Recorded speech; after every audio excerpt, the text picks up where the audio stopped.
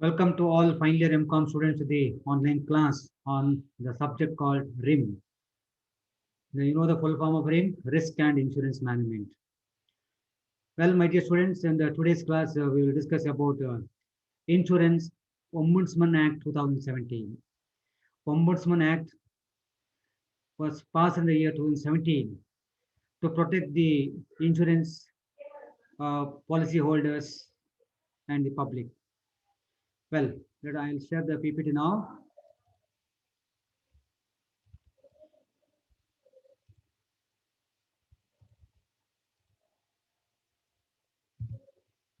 Yeah, Insurance Ombudsman. Yeah, so let us discuss about the object, executive committees, duties. Okay, so all these things in the today's class. Well, now this Insurance Ombudsman Act was passed in the year 2017 with a clear object that the object of these rules is to 1 minute.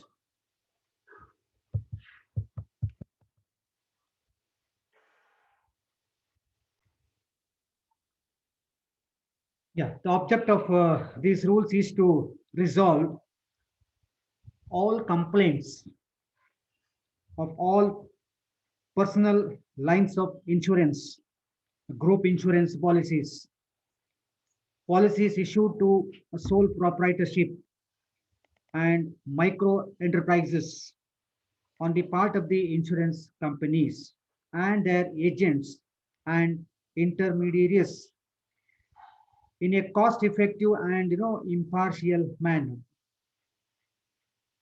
These rules no doubt shall apply to all insurers and their agents and intermediaries in respect of complaint of all personal lines of insurance, group insurance policies issued to sole proprietorship and micro enterprises. Well, the ultimate objective of these rules is to provide for a speedy redressal of certain grievances specific to insurance sector.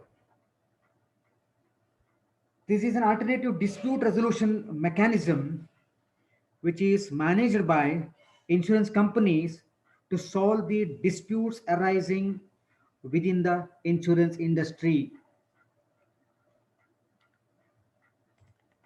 Now, the Executive Council of Insurers established, and under these rules, under these rules means Insurance Ombudsman Rules 2017, the Executive Council members comprises of total 9 members, including the chairperson.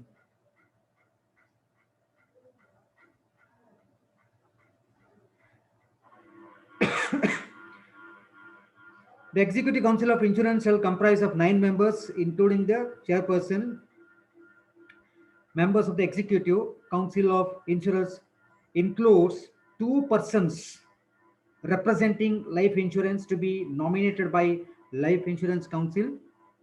I'll repeat, 2 persons representing life insurance, life insurers, and these 2 persons will be nominated by whom? Nominated by the Life Insurance Council. Similarly, 2 persons representing general insurance, 2 persons represented from general insurance, the general insurance GIC, and other than standalone health insurers to be nominated by the General Insurance Council. And number 3 is 1 person representing standalone health insurers to be nominated by the General Insurance Council, and one representative of IRDAI, in got the full form, and one representative of the central government in the Ministry of Finance from the Department of Financial Services not below the rank of director. Then Chairman, Life Insurance Corporation of India, LIC of India, established under the Life Insurance Corporation Act 1956, or the Chairman, the General Insurance Public Sector Associations of India, established under the General Insurance Business Act 1972. They can act as a chairperson of the Executive Council of Insurers. So idisto 9 ಜನ ಸೇರ್ಕೊಂಡಿರ್ತಾರೆ, including chairman. The chairperson ಯಾರಲ್ಲ 9 ಗೊತ್ತಾಯ್ತಲ್ಲ?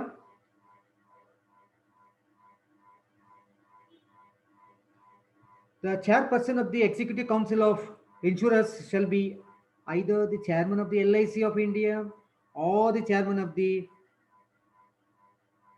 GIPSA. GIPSA is nothing but General Insurers Associations of India.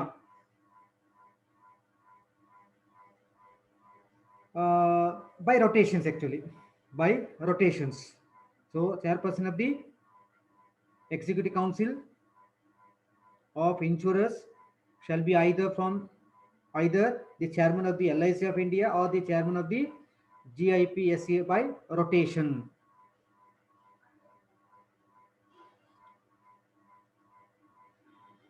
The term of the chairperson and the members of the Executive Council of Insurers shall be 3 years from the date of assumption of charge. The nominations of the Executive Council of Insurers shall be revised every 3 years or as and when the vacancy arises, whichever is earlier.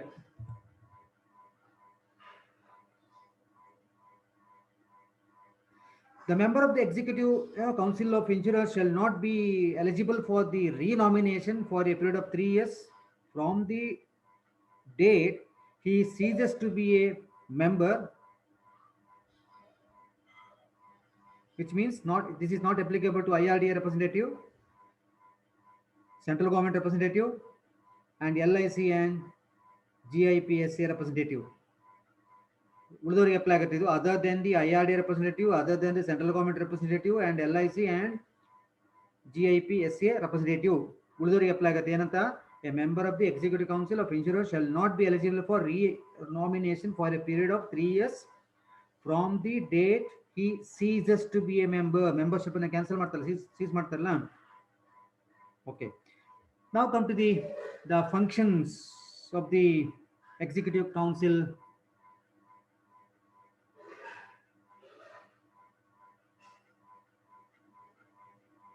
Executive Council of Insurers. Number 1 is issue of guidelines including inter alia relating to the procedure for the day-to-day administration,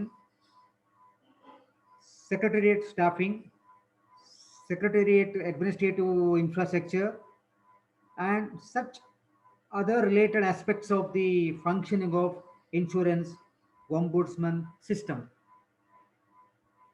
And second function, in case of any vacancy arises in any insurance ombudsman due to resignation or retirement or death of the ombudsman, the Executive Council of Insurers shall direct an ombudsman to such other territorial jurisdiction to hold additional charge of the insurance ombudsman where such vacancy may arise.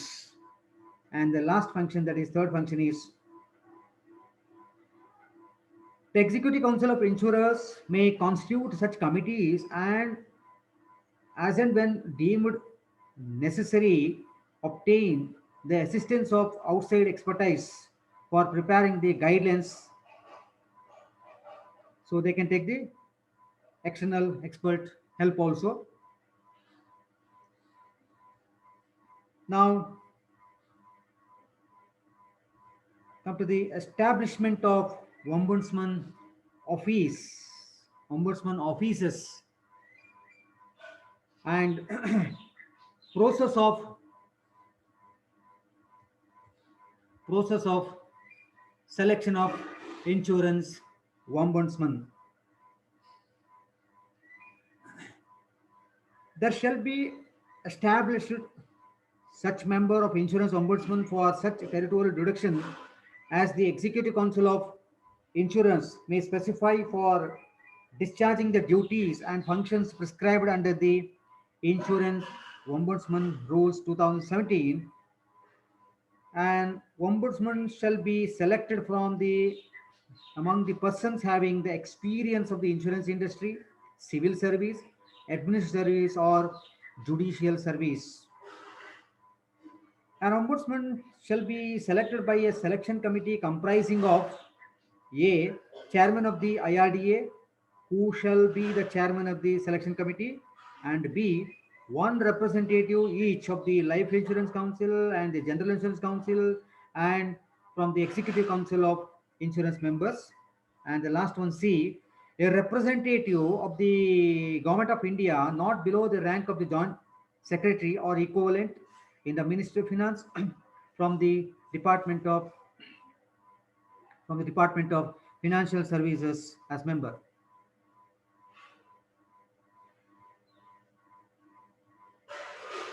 The Executive Council of Insurers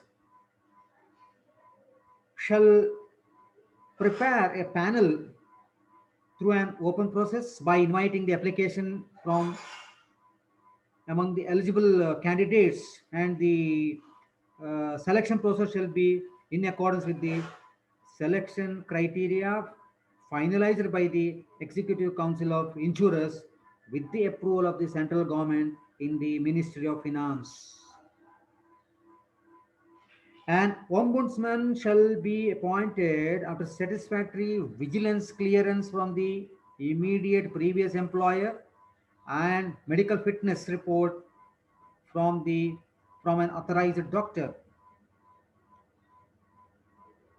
Now come to the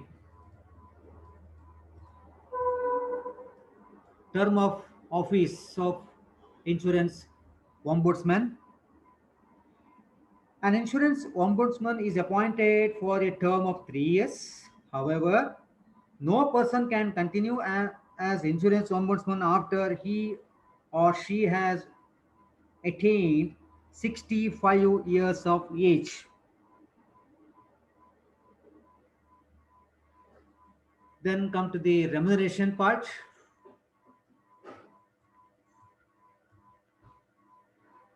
The ombudsman shall be allowed a fixed pay of 2,25,000, fixed pay of 2,25,000 rupees per month, and any pension to which he is entitled from the central government or state government shall be deducted from his salary. Other allowances and perquisites as may be determined by the Executive Council of Insurers with the prior approval of the central government shall also be payable to the ombudsman. Then with regard to the territorial jurisdiction of ombudsman is concerned, the office of the insurance ombudsman shall be located at such places and shall have such territorial jurisdiction as may be specified by the Executive Council of Insurers from time to time. Now come to the duties and functions of insurance ombudsman as per Rule 14. The ombudsman shall receive and consider the complaints or disputes relating to, number one, I'll repeat, the ombudsman shall receive and consider the complaints or disputes relating to, number one, delay in settlement of claims beyond the time specified in the regulations framed under the Insurance Regulatory and Development Authority of India Act 1999. And number two, any partial or total repudiation of claims by the life insurers, general insurer, or health insurer. And number C, disputes over premium paid or payable in terms of insurance policy. Number 4, misrepresentation of policy terms and conditions at any time in the policy documents or policy contract. And E, legal construction of insurance policies in so far as the dispute relates to claim. And F, policy servicing related to grievances against insurers and their agents and intermediaries. And G, insurance of life insurance policy, general insurance policy, including health insurance policy, which is not in conformity with the proposal form submitted by the proposer. Then H, non-insurance of insurance policy after receipt of premium in life insurance and general insurance, including health insurance. And the last one, and any other matter resulting from the violation of the provisions of the Insurance Act 1938 or the regulations, circular guidelines, or instructions issued by the IRDA from time to time, or the terms and conditions of the policy contract in so far as they relate to issues mentioned at clauses from A to F. Okay, so the ombudsman A to F is, I have listed the point, oh, A, B, C, D. So A to F. Okay, the ombudsman shall act as a counselor and mediator relating to matters specified in the sections provided there is written consent of the parties to the dispute. The ombudsman shall be precluded from handling any matter if he is an interested party or having a conflict of interest. The central government, or as the case may be, the IRDAI may at any time refer any complaint or dispute relating to insurance matters specified in the sub rule subsection 1 to the insurance ombudsman, and such complaint or dispute shall be entertained by the insurance ombudsman and be dealt with as if it is a complaint made under Rule 14. Sometimes IRDA, sometimes central government forward certain complaints to the concerned. So at that time, so it is considered as a complaint received as under Rule 14, though it has been forwarded by the IRDA, though it has been forwarded by the central government.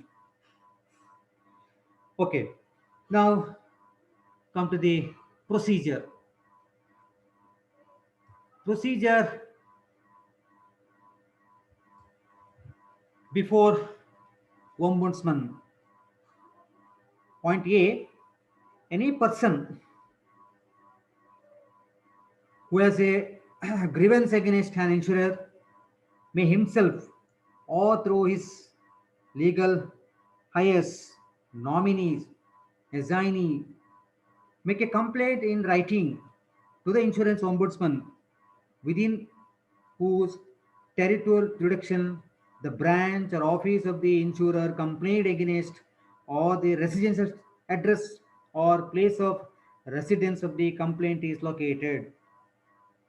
The second point, B, the complaint shall be in writing, duly signed by the complainant, duly signed by the complainant, or or through his legal heirs, nominee, or assignee, and shall state clearly the name and address of the complainant, the name of the branch or office of the insurance against whom the complaint is made, the facts giving rise to the complaint supported by documents, the nature and extent of the loss caused to the complainant, and the relief expected, relief sought from the insurance ombudsman. All these things you have to mention And number three, no complaint to the insurance ombudsman shall lie unless the complaint makes a written representation to insurer named in the complaint, and either the insurer had rejected the complaint or the complainant had not received any reply within the period of 1 month after the insurer received his representation, or the complainant is not satisfied with the reply given to him by the insurer. And the second one is, the complaint is made within 1 year.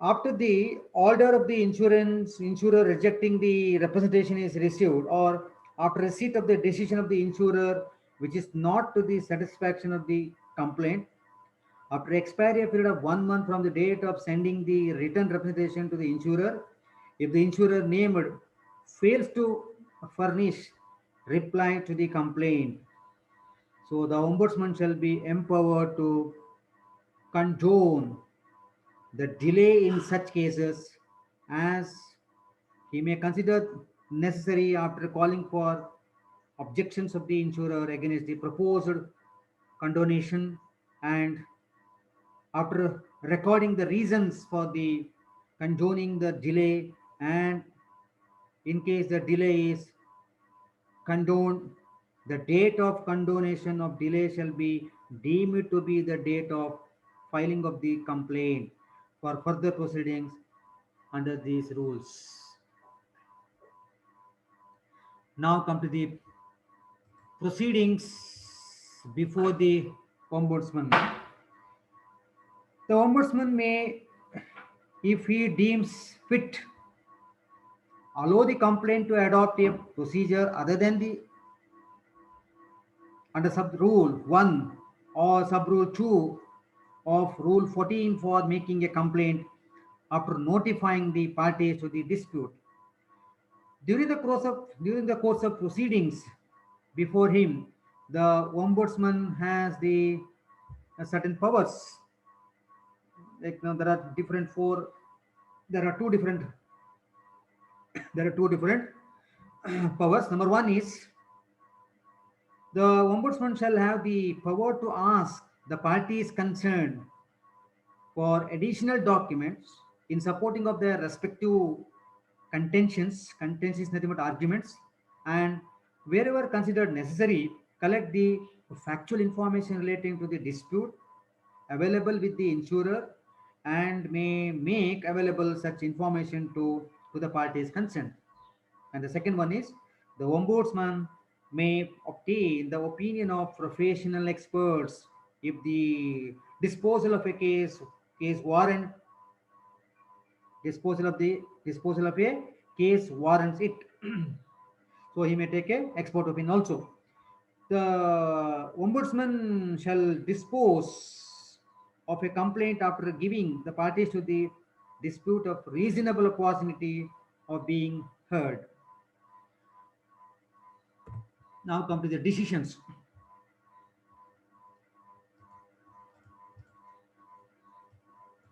Decisions of ombudsman, recommendations and awards.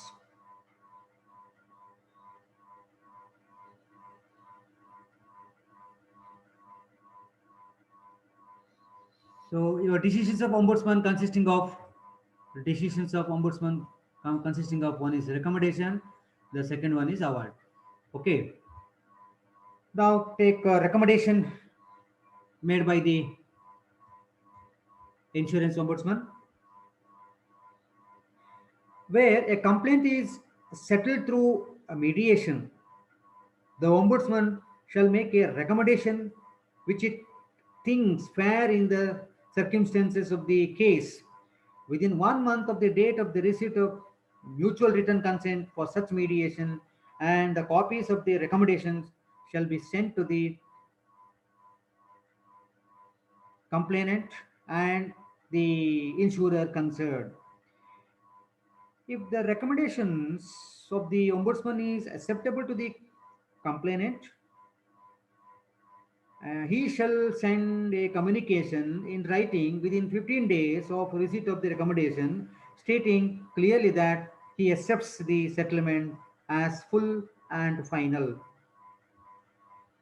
The Ombudsman shall send to the insurer a copy of the recommendations along with the acceptance letter received from the complainant, and the insurer shall thereupon comply with the terms of the recommendation immediately, but not later than 15 days of the receipt of such recommendations, and inform the Ombudsman accordingly. Now, as far as awards by Ombudsman is concerned, where the complaint is not settled by way of mediation under Rule 16 of Ombudsman, shall pass an award based on the pleadings and evidence brought on record. The award shall be in writing and shall state the reasons upon which the award is based. Where the award is where the award is in favor of the complainant, it shall state the amount of compensation granted to the complainant after deducting the amount already paid, if any, from the award. However, the Ombudsman shall not award any compensation in excess of the loss suffered by the complainant as a direct consequences of the cause of action, or shall not award compensation exceeding 30 lakhs. This 30 lakhs includes relevant expenses, if any. Okay. The Ombudsman shall finalize its findings and pass an award within period of 3 months of the receipt of all requirements from the complainant. A copy of the award shall be sent to the complainant and the insurer named in the complaint. The insurer shall comply with the award within 30 days of the receipt of the award and intimate compliance of the same to the Ombudsman.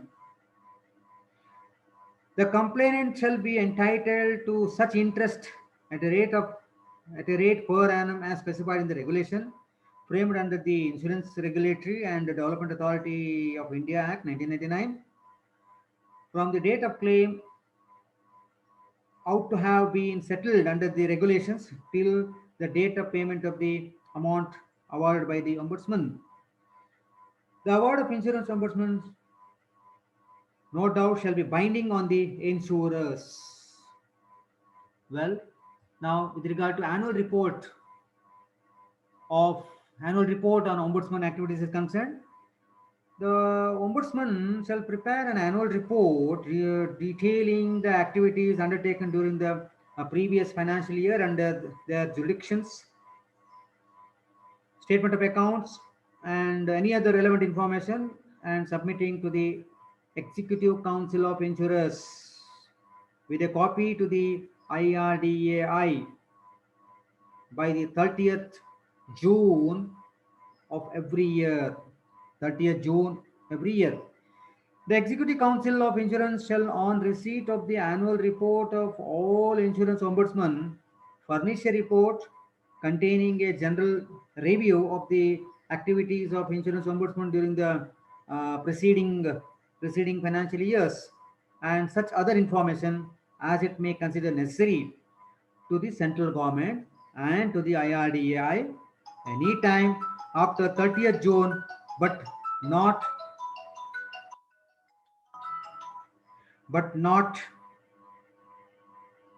later than the 30th September every year. Central government ಕೊಡಬೇಕು, central government ಕೊಡಬೇಕು, IRDA ಕೊಡಬೇಕು after the 30th June, but not later than 30th September every year. The IRDA shall consider the annual reports and the report of the Executive Council of Insurers and take suitable steps as it deems fit and necessary.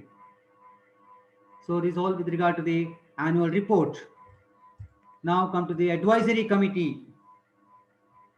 So last aspect of today's class, that is advisory committee on ombudsman is concerned. An advisory committee consisting of eminent persons not exceeding 5 and including one central government nominee shall be constituted by the IRDAI to review the performance of the insurance ombudsman from time to time. The IRDAI shall decide the time, venue, and quorum of the meeting of advisory committee. So finally, the advisory committee shall submit its report to the IRDAI for review and further action as deemed necessary. So with this, I conclude the topic on insurance ombudsman. So in the next class, we will discuss another topic. So till then, have a nice time. Thank you very much.